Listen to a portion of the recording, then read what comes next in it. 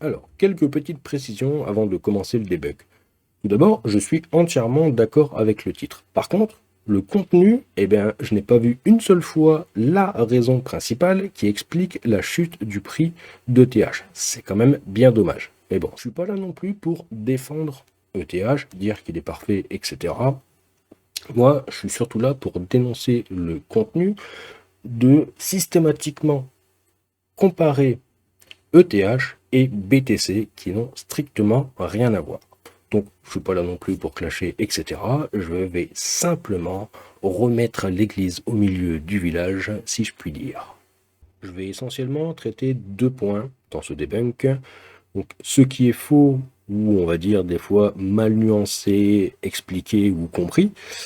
Et enfin, je vais aussi m'attarder un petit peu sur les absences de comparaison avec BTC quand ça arrange pas tant que ça de comparer. Alors attention, je ne dis bien sûr pas que BTC peut se comparer à ETH ou vice-versa, mais que si on commence à faire des comparaisons, on ne fait pas juste des comparaisons quand ça nous arrange. À la censure est ce qui donne à une blockchain son utilité première, permettre des transactions sans permission, sans intermédiaire et sans possibilité d'être bloqué. Bon là c'est juste faux. Je pense qu'il n'a toujours pas compris la différence entre blockchain et décentralisation. Une blockchain, ça ne signifie pas décentralisé. Je vais même vous donner un exemple concret. Il est possible d'avoir des choses décentralisées sans blockchain. Exemple, le stockage au travers du protocole IPFS. Ça permet de décentraliser le stockage et il n'y a pas besoin de blockchain pour que cela fonctionne. Et enfin, la technologie blockchain, ça ne se limite pas à un cas d'usage ou à une fonctionnalité. Il n'y a pas que les échanges monétaires dans la vie. J'ai déjà traité le sujet au travers d'une vidéo et je vous mets le lien en description, bien entendu. Je vous propose le coup de grâce. Étant donné qu'on a une croissance exponentielle de la taille de la blockchain Ethereum, on va forcément finir par détruire sa décentralisation et par conséquent sa résistance à la censure. En gros, plus la blockchain grossit, plus il devient difficile et coûteux de faire tourner un nœud complet parce que vous devez stocker tout l'historique de la blockchain, donc celle-ci, ça commence à peser. Le petit disque dur que vous avez sur votre table, il fera plus l'affaire. Alors ici, ça manque clairement de nuances et petites précisions. Oui, le stockage est exponentiel, mais ce n'est pas une caractéristique propre à ETH. Et il faut bien comprendre, c'est que les capacités de stockage, elles évoluent au fil du temps. C'est-à-dire que plus le temps passe, plus vous avez des grosses capacités de stockage accessibles à monsieur et madame tout le monde. Et si la blockchain ETH est effectivement plus grosse que la blockchain BTC, il faut voir, c'est que la blockchain BTC grossit plus exponentiellement que celle d'ETH depuis début 2024. Mais ça, bizarrement, ce n'est pas mentionné. Et on peut voir aussi, c'est que la quantité totale de stockage de ETH n'est pas si délirante que ça. Ce n'est même pas 2 fois celle de BTC. Point numéro 2, la dépendance aux stablecoins décentralisés. Il faut savoir que le modèle économique d'Ethereum repose fortement sur les stablecoins. En gros, comment dire, ça a autant de sens que de dire que le modèle économique de Bitcoin dépend de MicroStrategy. Voilà. Bon, l'histoire des tokens de gouvernance, pareil. Ça n'a pour moi aucun sens. C'est comme dire sur BTC, il y a de plus en plus de privés, d'entreprises, d'institutionnels qui en achètent. Ouais, et alors? Il est où le rapport entre le titre de la vidéo et les tokens de gouvernance? En quoi c'est une menace pour ETH? Bref, voilà. Faut pas m'embêter à débunker, ça sert à rien. Y a pas de sens. Proof of Stake. Dans ce système, le pouvoir de validation et les récompenses sont proportionnels à la quantité d'Ethereum mise en jeu, qu'on dit staked, par les validateurs. Concrètement, c'est un système où les riches deviennent de plus en plus riches et de plus en plus puissants, tend à renforcer l'espèce de stratification économique du réseau où les validateurs initiaux augmentent progressivement leur influence. Pour un nouvel entrant, la barrière économique est assez élevée, 32 Ethers minimum pour valider directement des transactions. Vous conviendrez que ça devient de plus en plus difficile à franchir et ça limite donc la décentralisation effective du réseau. Alors non, les plus riches ne deviennent pas plus riches, 4% de 1000, de 1 million, de 100, de 10, de 21, bref, ça fait toujours 4%. Et même si les personnes composent leurs intérêts, c'est-à-dire que au moment où je parle, c'est environ 4% de rendement en ETH sur ce que vous mettez en stacking. Admettons, les 4% que vous touchez annuellement, eh bien vous les remettez en stacking, eh bien ça fera toujours 4%. Et ça, que vous en ayez 1000 de base ou juste 32. Et enfin, l'argument de les 32 ETH, ça va être de moins en moins accessible. Je trouve que le paradoxe est quand même assez extraordinaire. Le titre de la vidéo, c'est « Le prix de ETH ne va pas remonter ». Thèse que, je rappelle, je soutiens. Donc pour moi, le prix de l'ETH ne va pas continuer à monter. Donc si le prix de l'ETH ne monte pas, voire même qu'il baisse, eh bien les 32 ETH restent accessibles, voire sont de plus en plus accessibles.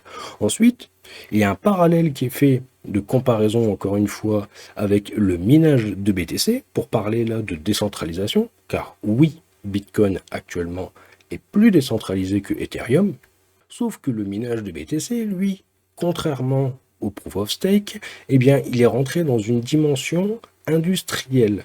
Donc la rentabilité est accessible à de moins en moins de personnes. Si vous n'êtes pas un professionnel qui avait une industrie de minage de Bitcoin, miner du Bitcoin, ça vous coûte de l'argent. Donc est-ce que vous allez dépenser de l'argent pour soutenir une idéologie ? Je vous invite à vous poser la question. Point numéro 5, l'affaire Tornado Cash. Est-ce que vous avez entendu parler de ce qu'est Tornado Cash? Peut-être que vous voyez vite fait ce que c'est, je vais vous expliquer exactement ce qui s'est passé, mais d'abord, je dois vous définir quelques termes pour que vous compreniez bien les enjeux de cette mascarade. Tout d'abord, voyons ce qu'est l'OFAC. C'est l'Office of Foreign Asset Control, une agence américaine chargée d'appliquer les sanctions économiques et qui influence de manière croissante le comportement des validateurs Ethereum. Qui influence le comportement des validateurs Ethereum. Il suffit juste de continuer la vidéo en fait. Il dit lui-même que ça passe de 75% à 50%. Donc visiblement, ça influe dans le bon sens. Ensuite, parler des mixeurs et de l'affaire Tornado Cash sur Ethereum, faire des comparaisons sur Bitcoin sans mentionner l'affaire Samurai Wallet, je trouve que c'est un peu léger. Surtout que Marius a visiblement accompagné l'écriture du script et qu'il a lui-même fait et avec qui j'échange régulièrement, qui est lui-même sensibilisé aux risques de centralisation qui sont omniprésents sur Bitcoin, a fait un article pour expliquer que l'OFAC, ça s'applique pas que à Ethereum, ça s'applique également à Bitcoin.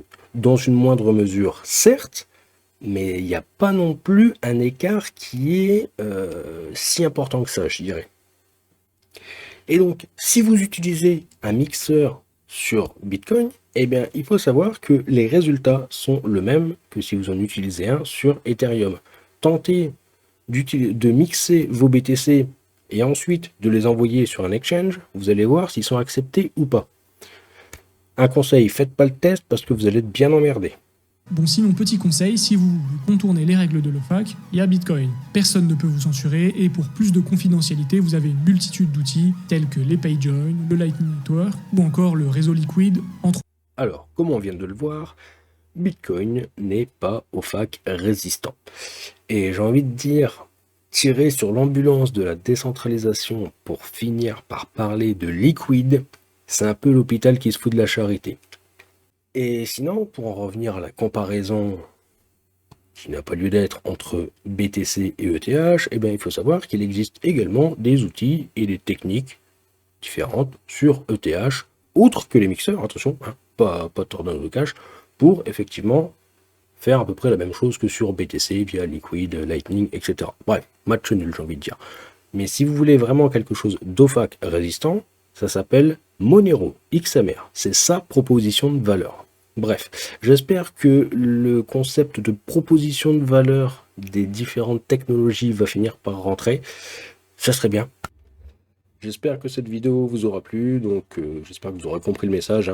L'objectif, c'est surtout d'arrêter de faire des comparaisons puériles entre ETH et BTC. Même s'il y a des points qu'on peut mettre en évidence d'un côté et de l'autre, ce n'est absolument pas les mêmes propositions de valeur de part et d'autre. Donc il faut arrêter de comparer un marteau et un tournevis, j'ai envie de dire.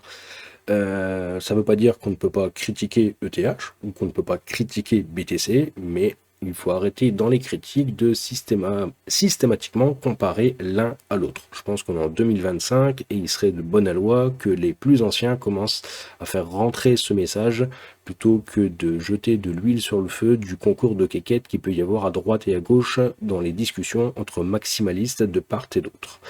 Bref, si vous voulez interagir avec moi ou si vous avez des questions à ce sujet, si vous voulez lancer un débat sur une problématique ou sur une autre, eh bien vous savez où me trouver, c'est sur Twitter. Vous pouvez bien entendu laisser des commentaires sur la vidéo.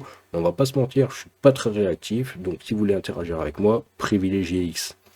Allez, sur ce, je vous laisse et je vous souhaite une agréable journée, soirée, matinée, bref, ça dépend quand vous regardez la vidéo et je vous dis à bientôt. Ciao ciao.